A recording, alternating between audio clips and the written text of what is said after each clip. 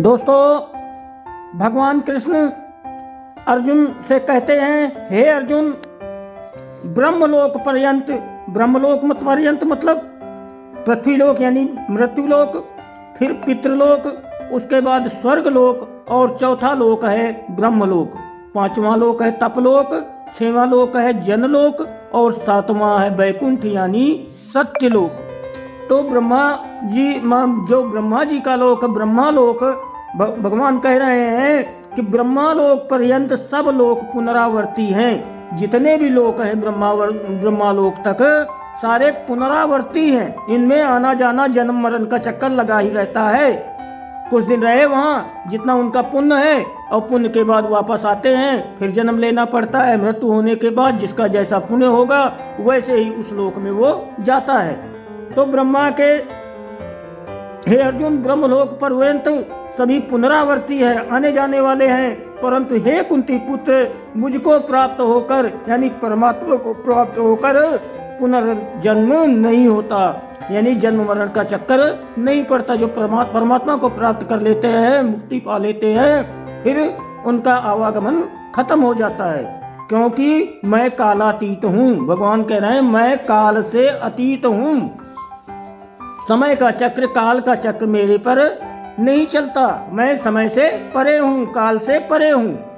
और ये सब ब्रह्मा आदि के लोक, ये जो ब्रह्मा जी के जो जितने भी लोक हैं, ब्रह्मा जी के लोक तक, स्वर्ग पृथ्वी, ये सभी लोक जितने भी हैं, इनको कह रहे हैं भगवान कि ये सब लोक काल द्वारा सीमित होने से अनित्य हैं। ये काल के दायरे में आते हैं। बाकी ये लोक, चारों लोक, तो ये नाशवान हैं और इनमें जाने वाला प्राणी जन्म मरण के चक्कर में पुनः लौटता है। भगवान आगे कह रहे हैं, ब्रह्मा का जो एक दिन है, ब्रह्मा जी के दिन को कल्प कहते हैं।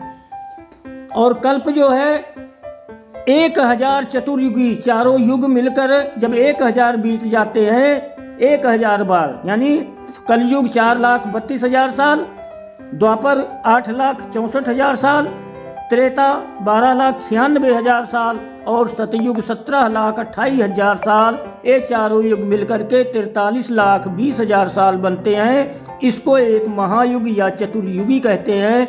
ये चतुर्युगी जब 1000 बार बीत जाती है तो ब्रह्मा जी का एक दिन पूरा होता है, और इतनी ही बड़ी ब्रह्मा जी की रात होती है, 1000 चतुर्युगी की रात भी होती है। तो वही भगवान कह रहे हैं, ब्रह्मा का जो एक दिन है उसको 1000 चतुर्युगी तक की अवधि वाला, और रात्रि को भी 1000 चतुर्युगी तक की अवधि वाला, जो पुरुष तत्व से जानता है, जो भक्त, जो योगी, जो महात्मा तत्व से जानता है, परमात्मा के ज्ञान से जानता है, भक्ति से जानता है, वो कह रहे हैं भगवान, वे योगी जन, वो महात्मा जन काल के तत्व को जानने वाले हैं। वो समय चक्र को जान जाते हैं, काल के चक्र को जान जाते हैं। भगवान आगे कहते हैं, संपूर्ण चराचर भूतगण ब्रह्मा के दिन के प्रवेश काल में, संपूर्ण भूतगण यानी समस्त सृष्टि की बात कर रहे हैं भगवान, कि जब ब्रह्मा जी का दिन शुरू होता है, इसकी शुरुआत होती है, उदय होता है ब्रह्मा के दिन का, तो भगवान कह रहे हैं ब्रह्मा के दिन के प्रवेश काल में, शुरुआत में, अव्यक्त से, अव्यक्त मतलब ब्रह्मा जी के सूक्ष्म शरीर से उत्पन्न होते हैं। संपूर्ण सृष्टि ब्रह्मा जी के सूक्ष्म शरीर से उत्पन्न होती है, पैदा होती है। और ब्रह्मा की रात्रि के प्रवेश काल में, और जब दिन खत्म होता है और ब्रह्मा जी की रात्रि आ जाती है, यानी संध्यांश होता है, संध्या मिलती, दिन मिला रात मिली तो संध्या होगी ना, उस समय प्रवेश काल में अव्यक्त नामक ब्रह्मा के सूक्ष्म शरीर में ही सारे प्रवेश हो जाते हैं। यानी उस समय प्रलय हो जाती है, और जितना भी भूत समुदाय है, सारी सृष्टि है, ये सब सूक्ष्म रूप से ब्रह्मा जी के शरीर में प्रवेश कर जाती है। भगवान आगे कह रहे हैं, हे अर्जुन, संपूर्ण चराचर भूतगण ब्रह्मा के दिन के प्रवेश काल में प्रवेश भी हो जाते हैं, और अंतकाल में फिर प्रवेश करके यहाँ ब्रह्मा जी अपने मतलब शरीर से सारी सृष्टि पैदा करते हैं, और दिन के अंत में यानी रात्रि के प्रवेश काल में सब सूक्ष्म रूप से जब प्रलय होती है तो सभी ब्रह्मा जी के शरीर में प्रवेश कर जाते हैं।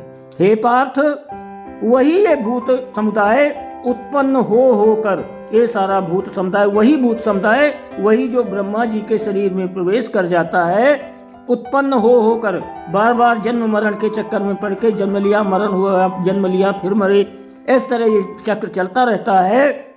उत्पन्न होकर प्रकृति के वश, योग माया के वश में होता हुआ रात्रि के प्रवेश काल में लीन होता है और दिन के प्रवेश काल में फिर उत्पन्न होता है। वही जो अभी मैंने आपको बताया कि जब दिन खत्म हो जाता है तो सूक्ष्म रूप से ब्रह्मा जी के शरीर में प्रवेश कर जाते हैं और जब दिन का उदय होता है तो सारे सूक्ष्म रूप से ब्रह्मा जी के शरीर से बाहर आ जाते हैं, मतलब उनकी रचना करते हैं ब्रह्मा जी। आगे कहते हैं उस अव्यक्त से भी अति परे, यानी ब्रह्मा जी से अति परे, ब्रह्मा जी से दूर, अति परे दूसरा अर्थात विलक्षण, जो ब्रह्मा जी से भी अनोखे लक्षण वाला है, बहुत ज्यादा गुणी है, विलक्षण जिसका मतलब समता नहीं की जा सकती, जो सनातन अव्यक्त भाव है, सनातन हमेशा रहने वाला अव्यक्त भाव है, वो परम दिव्य पुरुष सब भूतों के नष्ट होने पर भी नष्ट नहीं होता। यानी वो परमात्मा की बात करते हैं कि ब्रह्मा के सभी भूत समुदाय तो नष्ट हो जाते हैं, ब्रह्मा के शरीर में प्रवेश कर जाते हैं, लेकिन वो अव्यक्त पुरुष सनातन परमात्मा वो कभी नष्ट नहीं होता। आगे कहते हैं दोस्तों, वीडियो को लाइक और सब्सक्राइब जरूर करें, आपकी बहुत मेहरबानी होगी। धन्यवाद।